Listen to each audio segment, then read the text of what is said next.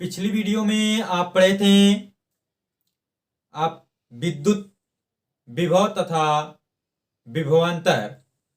आज की आपकी टॉपिक है विद्युत धारा। विद्युत धारा इलेक्ट्रिक करंट। ये क्या होता है? किसी चालक में मुक्त इलेक्ट्रॉनों के प्रवाह को विद्युत धारा कहते हैं, अथवा ऐसे भी कह सकते हैं किसी चालक में आवेश प्रवाह की दर को धारा कहते हैं। तो ये क्या होता है? किसी चालक, कोई चालक है, किसी चालक में, किसी चालक में मुक्त इलेक्ट्रॉनों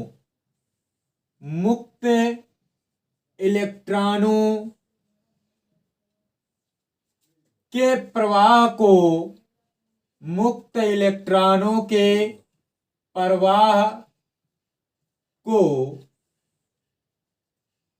विद्युत धारा कहते हैं। कोई चालक है, कोई भी चालक होता है तो उसमें इलेक्ट्रॉन जरूर होते हैं, और जो इलेक्ट्रॉन बाहरी कक्षाओं में होते हैं उनका नाभिक से आकर्षण कम होता है। धातुओं में ये इलेक्ट्रॉन बहुत अधिक होते हैं, इसलिए धातुएं विद्युत की अच्छी चालक होती हैं। धातुओं में चांदी सबसे अच्छा चालक है। तो अब यह हो गया कि किसी चालक में मुक्त इलेक्ट्रॉनों के प्रवाह को विद्युत धारा कहते हैं, अथवा इसे ऐसे भी परिभाषित कर सकते हैं, अथवा किसी चालक में, किसी चालक में आवेश प्रवाह की दर को, आवेश प्रवाह की दर को विद्युत धारा कहते हैं। विद्युत धारा कहते हैं। जैसे मान लेते हैं, मान लिया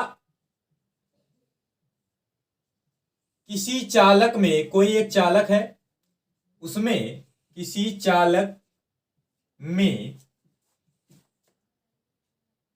आई एम्पियर की विद्युत धारा, आई एम्पियर की विद्युत धारा t सेकंड तक, ठीक है, कितने सेकंड तक? मान लिया किसी चालक में आई एम्पियर की विद्युत धारा t सेकंड तक प्रवाहित की जाती है, प्रवाहित की जाती है। तब ये जो चालक में अगर आई एम्पियर की विद्युत धारा t सेकंड तक प्रवाहित की जाए, तब चालक से गुजरने वाला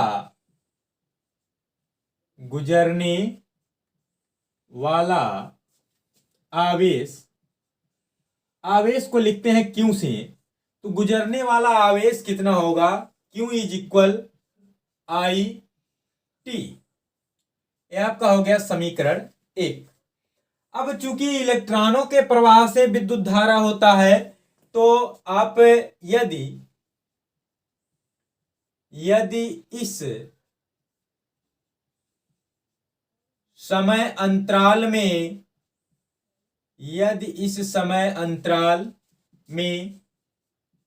चालक से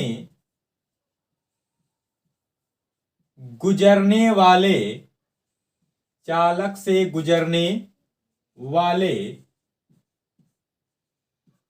इलेक्ट्रॉनों की संख्या, मतलब कि जो चालक से इलेक्ट्रॉन गुजर रहे हैं उनकी संख्या, इलेक्ट्रॉनों की संख्या स्मॉल एन हो तब प्रवाहित आवेश, अब आवेश कितना हो जाएगा, आवेश को Q से, एन इलेक्ट्रॉन और इलेक्ट्रॉन का आवेश को लिखते हैं E से, तो ये आपका हो गया समीकरण 2। अब समीकरण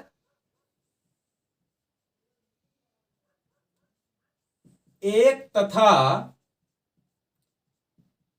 2 से, यह समीकरण 1 तथा 2 से दोनों ही Q के बराबर है, तो इसे आप बराबर ऐसे कर सकते हैं कि एन ई बराबर आई टी। तो यहां से अगर एन का मान निकालते हैं तो आपका आता है आई टी अपान ई। यदि आई बराबर 1 एम्पियर, कितना रख दें, 1 एम्पियर, और टी, ये जो टी है, टी का मान 1 सेकंड रख दें। आई बराबर 1 एम्पियर और टी बराबर 1 सेकंड, तब क्या होगा, तब यहां से एन का जो मान आएगा 1 गुणे 1, इसके बटे ये ई इलेक्ट्रॉन का आवेश है, और इलेक्ट्रॉन का आवेश होता है 1.6 गुणे 10 की घात -19 कूलम, और इसे जब आप भाग देंगे तो आपका आएगा 6.25 गुणे 10 की घात 18 इलेक्ट्रॉन, इतने इलेक्ट्रॉन आएंगे। इससे यह निष्कर्ष निकला कि यदि किसी चालक में 1 एम्पियर की विद्युत धारा 1 सेकंड तक प्रवाहित की जाए तो चालक से होकर 6.25 गुणे 10 की घात 18 इलेक्ट्रॉन गुजरेंगे। तो इसे आप लिख सकते हैं कि अतः यदि किसी चालक में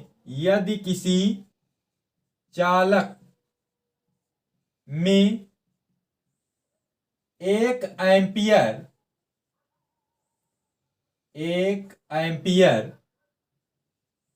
की विद्युत धारा, 1 एम्पियर की विद्युत धारा 1 सेकंड तक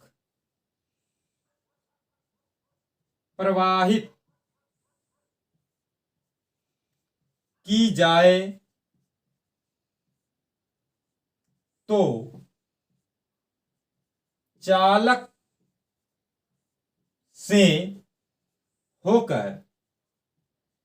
चालक से होकर 6.25 गुणे 10 की घात 18 इलेक्ट्रॉन गुजरेंगे। इतने इलेक्ट्रॉन गुजर जाएंगे चालक से होकर के, अगर 1 एम्पियर की धारा 1 सेकंड के लिए भी प्रवाहित की जाती है तो देखिए विद्युत धारा क्या होता है, किसी चालक में मुक्त इलेक्ट्रॉनों के प्रवाह को विद्युत धारा कहते हैं, अथवा किसी चालक में आवेश प्रवाह की दर को विद्युत धारा कहते हैं। अब यहां पर मान लिया गया है कि मान लिया किसी चालक में आई एम्पियर की विद्युत धारा टी सेकंड तक प्रवाहित की जाती है, तब चालक से गुजरने वाला आवेश Q बराबर आपका हो जाएगा आई टी। समीकरण 1 हो गया। यदि इस समय अंतराल में चालक से गुजरने वाले इलेक्ट्रॉनों की संख्या स्मॉल n हो तब प्रवाहित आवेश Q, अब इलेक्ट्रॉनों की संख्या हो गया n और इलेक्ट्रॉन के आवेश को लिखते हैं E से, तो Q बराबर आपका हो गया Ne। समीकरण 2। अब समीकरण 1 और 2 से Ne बराबर आई टी पक्षांतर किया गया तो n बराबर आई टी अपान ई। यदि इसमें अब मान रख दिया गया कि I बराबर 1 एम्पियर और T बराबर 1 सेकंड, तब आपका आया n बराबर 1 गुणे 1 और ये ई का मान है 1.6 गुणे 10 की घात -19 कूला में होता है। तो यहां से n बराबर आप इसको भाग देंगे तो आपका आ जाएगा 6.25 गुणे 10 की घात 18 इलेक्ट्रॉन। अतः यदि किसी चालक में 1 एम्पियर की विद्युत धारा 1 सेकंड तक प्रवाहित की जाए तो चालक से होकर 6.25 गुणे 10 की घात 18 इलेक्ट्रॉन गुजरेंगे।